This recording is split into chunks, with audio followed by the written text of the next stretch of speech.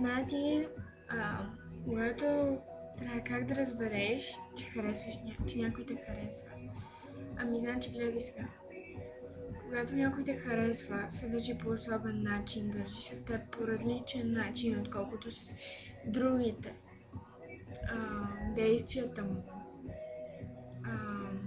държанието му,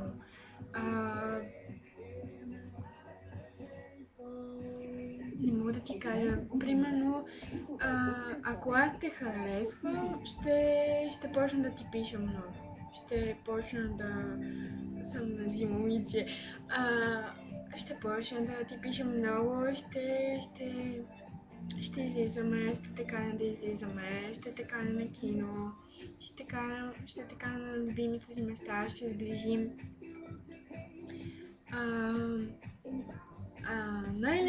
Най-лесният начин да разбереш дали някой те харесва е като го питаш направо.